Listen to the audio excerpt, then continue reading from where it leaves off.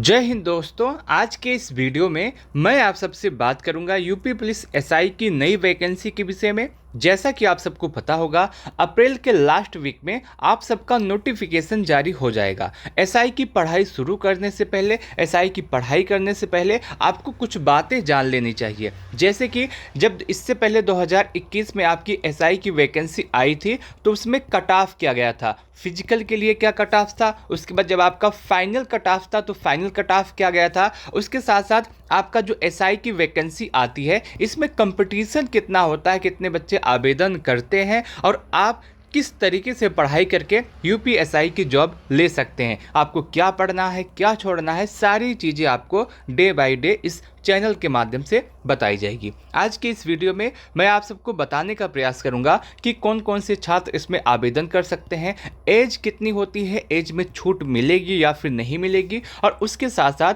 इससे पहले 2021 में जो आपका वैकेंसी आई थी एसआई की, उसमें आपका कट ऑफ क्या गया था। आज के इस वीडियो में मैं इन सभी टॉपिक के विषय में आप सबसे बात करूंगा। मैं उम्मीद करता हूं कि आप सभी लोग इस वीडियो को लास्ट तक अवश्य देखेंगे। जैसा कि आप सबको पता होगा, एक ट्वीट के माध्यम से बताया गया था कि यूपीएसआई का नोटिफिकेशन अप्रैल के लास्ट वीक में आ जाएगा और इसमें जो पदों की संख्या रहने वाली है वो आपकी 4543 रहने वाली है। कितनी? 4543। आपको पता होगा कि इससे पहले 2021 में जो आपकी वैकेंसी आई थी उसमें पदों की संख्या 9000 प्लस थी। अब बहुत सारे लोग सोचेंगे कि पिछली बार 9000 वैकेंसी आई थी, इस समय आपकी 4543 वैकेंसी आई है, पदों की संख्या कम हो गई है तो कंपटीशन भी आपका बढ़ेगा। तो मैं आपको बता दूं कि आपको इस समय ये सोचना चाहिए कि आपके लिए वैकेंसी आई है, क्योंकि देखिए 2021 में इससे पहले वैकेंसी आई थी, अब 2025 में आपकी वैकेंसी आ रही है। बहुत सारे बच्चे ऐसे होंगे जो 2021 में इसका आवेदन नहीं कर पाए होंगे। क्यों नहीं कर पाए होंगे? बहुत सारे बच्चों का एज नहीं रहा होगा, बहुत सारे बच्चों के पास क्वालिफिकेशन नहीं रहा होगा, ग्रेजुएशन नहीं रहा होगा। बहुत सारे बच्चे इसमें आवेदन करे रहे होंगे लेकिन किसी कारणवश उनकी इस बार सिलेक्शन नहीं हो पाया। तो ये सभी जो समस्याएं हैं इसका समाधान आप 2025 वाले एसआई की वैकेंसी में कर सकते हैं। इसमें अभी से पढ़ाई शुरू करके अब पद चाहे 1 हो, चाहे 1000 हो, चाहे 4000 हो, चाहे 5000 हो, चाहे 10000 हो, उससे नहीं मतलब है। यदि आपको अपने पढ़ाई पर विश्वास है, अपने ऊपर विश्वास है, तो चाहे 10,000 पद आ जाए, चाहे 1,00,000 पद आ जाए, चाहे 1 पद आ जाए, आप तब भी सिलेक्शन ले सकते हैं। अगर आपको अपने पढ़ाई के ऊपर विश्वास है, आपको अपने ऊपर विश्वास है, तो 1 ही पद आ जाए तब भी आप अपने मेहनत से, अपनी पढ़ाई से, अपने दम पर उस जॉब को ले सकते हैं। तो पदों के लिए आप नहीं परेशान होइए, आपको पद लेना है सिर्फ 1, आपको जॉब चाहिए 1 पोस्ट पे, बाकी तो आपसे कोई मतलब ही नहीं है। अगर आपके पास 4543 वैकेंसी आई है, इसमें से आपको 1 से मतलब होना चाहिए, बाकी आप जाने दीजिए। अब चाहे 1 के लिए आप इतना पढ़ाई कीजिए, उसके लिए कुछ भी करना पड़ जाए, ठीक है। तो आपके लिए पदों की संख्या इस बार रहने वाली है 4543। अब बात ये आता है कि इसमें कौन कौन से छात्र आवेदन कर सकते हैं, आपका जो एजुकेशन क्वालिफिकेशन है वो क्या रह सकता है, एज क्या रह सकती है, और उसके साथ साथ नोटिफिकेशन कब तक आ सकता है। अगर क्वालिफिकेशन की बात करें, क्वालिफिकेशन में इसमें सिंपल आपका बैचलर डिग्री माना जाता है। आपके पास ग्रेजुएशन होना चाहिए, चाहे आप बीए किए हों या फिर आप बीएससी किए हों या फिर और भी कुछ किए हों। अगर आपने सिंपल आपका ग्रेजुएशन है तो आप इसमें आवेदन कर सकते हैं। आवेदन करने के लिए आपके पास एक एज भी होता है। बहुत सारे लोग इस समय अगर हम देखें तो बहुत सारे लोग इतने दिनों के बाद वैकेंसी आई है तो बहुत सारे बच्चे आपके ओवर एज भी हो गए हैं, बहुत सारे बच्चों का एज भी ज़्यादा हो गया है। इसमें उन सभी बच्चों की कोई भी गलती नहीं है। हालांकि आपके एग्जाम में एसआई की वैकेंसी में जो एज माना जाता है वो आपका 21 वर्ष से लेकर के 28 वर्ष का माना जाता है। यानी कि यदि आपकी एज जो है 21 वर्ष की है और उसके साथ साथ आपके पास ग्रेजुएशन की डिग्री है तो आप इसमें आवेदन कर सकते हैं। 21 से लेकर के 28 तक आपका ये जो एज होता है ये आपका यूआर कैंडिडेट के लिए होता है, जनरल कैंडिडेट के लिए होता है। और उसके बाद जो आपका ओबीसी वाले कैंडिडेट आते हैं, एससी वाले कैंडिडेट आते हैं, एसटी वाले कैंडिडेट आते हैं, इसमें 5 वर्ष की छूट आपकी दी जाती है। लेकिन प्रयास ये किया जा रहा है कि इतने दिनों के बाद आपकी वैकेंसी आ रही है, 2021 के बाद 2025 में आपकी वैकेंसी आ रही है। इस बीच में जो आपका 4 वर्ष का समय था, इसमें जो बच्चे तैयारी कर रहे थे, जो बच्चे बिल्कुल ही बॉर्डर पे थे, उनका एज ज़्यादा हो गया है। तो प्रयास यही किया जा रहा है कि इतने दिनों के बाद जब आपकी वैकेंसी आई है तो कम से कम 2 वर्ष या 3 वर्ष का आप छूट दीजिए, क्योंकि इसमें बच्चों की कोई गलती नहीं है। आपने इसका नोटिफिकेशन नहीं निकाला था, आपके पास पद थे, उसके बाद भी आपने नोटिफिकेशन नहीं निकाला। इसमें बच्चों की क्या गलती? उनका एज ज़्यादा हुआ है, तो इसमें बच्चों की भी कोई गलती नहीं है। इसलिए एज के छूट के लिए बात की जा रही है और पूरा प्रयास है एज में छूट भी दी जाएगी। ठीक है, तो आप सभी लोग परेशान ना हो। अगर आपका एज थोड़ा सा ज़्यादा हो गया है, आप 30 के भी हो, आप यूआर के कैंडिडेट हैं, एज थोड़ा ज़्यादा हो गया, तो आप बिल्कुल परेशान ना हो, एज में छूट मिलेगी। क्योंकि इससे पहले जो आपका कांस्टेबल की वैकेंसी आई थी 60,000, वो भी बहुत दिनों के बाद उसका नोटिफिकेशन आया था, उसमें भी प्रयास करके एज में छूट ली गई थी, इसमें भी एज में छूट ली जाएगी। आपको अप्रैल के लास्ट वीक में इसका नोटिफिकेशन देखने के लिए मिल जाएगा। तो आप यहाँ तक पूरी बातों को समझे होंगे। आगे बात करते हैं कि इसमें जो आपका एग्जाम पैटर्न होता है वो कैसे होता है, क्योंकि इसमें एग्जाम पैटर्न को समझना आपके लिए बहुत ज़्यादा महत्वपूर्ण है। क्योंकि आपका जो एग्जाम पैटर्न होता है, इसमें अगर हम देखें तो निगेटिव मार्किंग नहीं होता है। क्या होता है? निगेटिव मार्किंग नहीं होता है। और उसके साथ साथ आपके एग्जाम में 4 सेक्शन से प्रश्न आते हैं। 4 सेक्शन से प्रश्न आते हैं, प्रत्येक सेक्शन से 40 प्रश्न आता है। एक प्रश्न आपका 2.5 नंबर का होता है।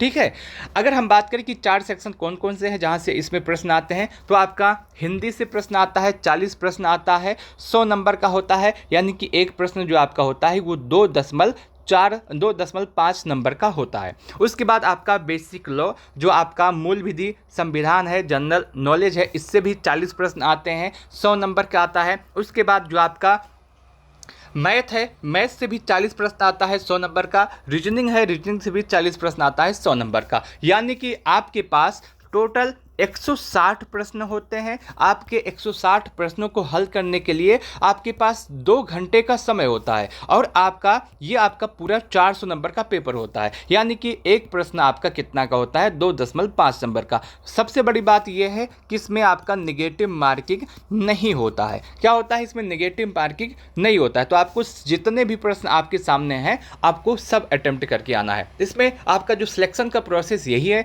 कि पहले आपका एग्जाम होगा, एग्जाम संपन्न होने के बाद आपका फिजिकल होगा। फिजिकल भी इसमें बहुत ज़्यादा हार्ड नहीं होता है। अगर आप थोड़ा बहुत भी मेहनत इसमें फिजिकल में करेंगे तो आपका सिलेक्शन हो जाएगा। अगर फिजिकल की बात करें तो आपका जो मेल कैंडिडेट है, उनके लिए जो फिजिकल होता है वो आपका 28 मिनट में 4.8 किलोमीटर होता है। 28 मिनट में 4.8 किलोमीटर मेल कैंडिडेट के लिए, और फीमेल कैंडिडेट के लिए आपका 16 मिनट में 2.4 किलोमीटर होता है। अगर एज की हाइट की बात करें और चेस्ट की बात करें कि कौन कौन से बच्चे इसमें हाइट मांगी जाती है, कितनी हाइट मांगी जाती है, तो मेल कैंडिडेट में यदि हम देखें तो आपका जनरल, ओबीसी, एससी के लिए जो हाइट मानी जाती है वो आपका 168 सेंटीमीटर मानी जाती है, और चेस्ट आपका 79 से 84 होना चाहिए।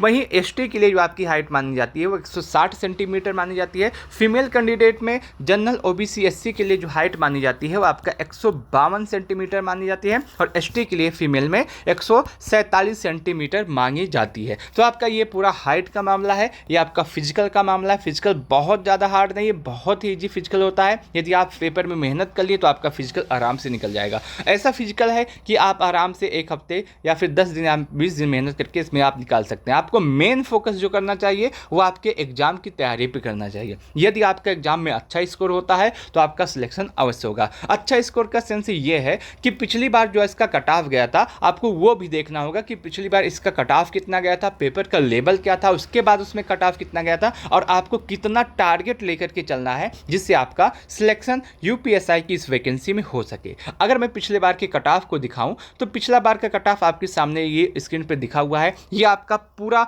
फिजिकल का कट ऑफ है, और फिजिकल जब संपन्न हो गया उसके बाद आपका यह फाइनल कट ऑफ है। दोनों कट ऑफ मैं आपको दिखाने का प्रयास करूंगा। अगर सबसे पहले फिजिकल के कट ऑफ की बात करें तो इसमें जो फिजिकल का कट ऑफ गया था वह यूआर के लिए आपका जो गया था 302 नंबर था मेल कैंडिडेट के लिए। ईडब्ल्यूएस का कट ऑफ 285 नंबर था। उसके बाद आपका ओबीसी का कट ऑफ 287 नंबर था। उसके बाद एससी का कट ऑफ 260 नंबर, एसटी का कट ऑफ 223 नंबर था।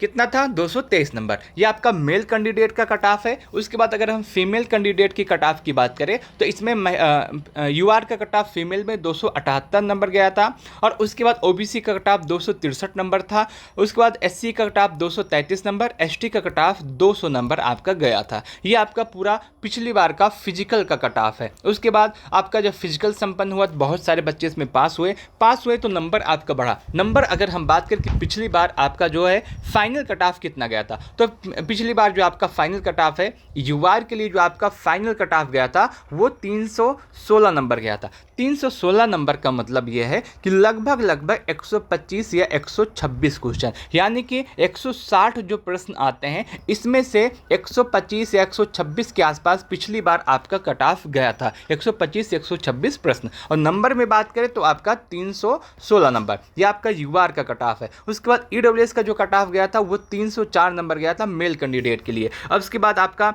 ओबीसी का जो कट ऑफ है वो 305 नंबर गया था। उसके बाद एससी का जो कट ऑफ है वो आपका 279 नंबर गया था। उसके बाद एसटी का जो कट ऑफ है ये आपका 244 नंबर गया था। ये आपका पूरा पिछली बार का कट ऑफ है। पिछली बार जब आपकी 2021 में वैकेंसी आई थी ये आपका उसका कट ऑफ है। तो आप देख रहे हैं कि 160 प्रश्न आता है आपके एग्जाम में, 160 में से जो आपका कट ऑफ गया था वो 126 के आसपास गया था। मैं आपको एक बात और बताना चाहता हूं, अगर आप देखें इसके बाद आपका एक और एग्जाम हुआ था UP police assistant operator radio operator का। अगर असिस्टेंट ऑपरेटर की बात करें इसमें आपका कट ऑफ 350 प्लस गया है। कितना 350 प्लस गया। इसमें आपका पुलिस की ही वैकेंसी है आपका असिस्टेंट ऑपरेटर। उसके अगर हम देखें तो 160 प्रश्नों में से अगर हम देखें तो आपका कट ऑफ कितना गया है 140 क्वेश्चन। कितना 140 क्वेश्चन, 160 में से 140। तो कंपटीशन आपका कम नहीं होगा, कंपटीशन आपका कम नहीं होगा। आपको लगातार मेहनत करनी पड़ेगी, जितना हो सके उतना पढ़ाई करनी पड़ेगी, और इसकी शुरुआत आप अभी से कर सकते हैं।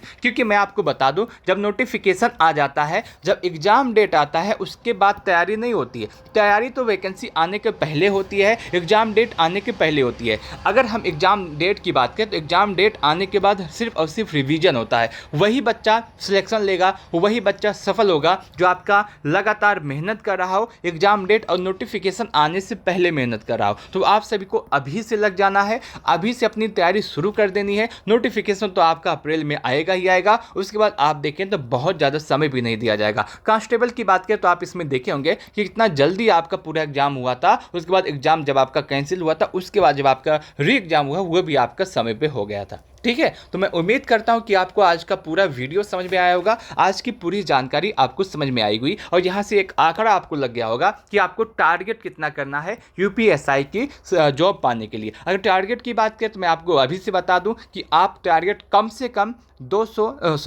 325 से लेकर के 330 के आसपास अभी से टारगेट करके चलिएगा। कितना 325 से लेकर के 330 के पास आप टारगेट करके चलिएगा, कितना हमको अचीव करना है। बाकी इससे थोड़ा सा भी कम अगर आपका होता तब भी आपका सिलेक्शन हो जाएगा। ठीक है, तो इस वीडियो को लास्ट तक देखने के लिए आप सबका बहुत बहुत धन्यवाद। आपके मन में कोई भी सवाल हो तो आप कमेंट सेक्शन के माध्यम से पूछ सकते हैं, मैं आपके प्रत्येक कमेंट का जवाब अवश्य दूंगा। इस वीडियो को लास्ट तक देखने के लिए आप सबका बहुत बहुत धन्यवाद।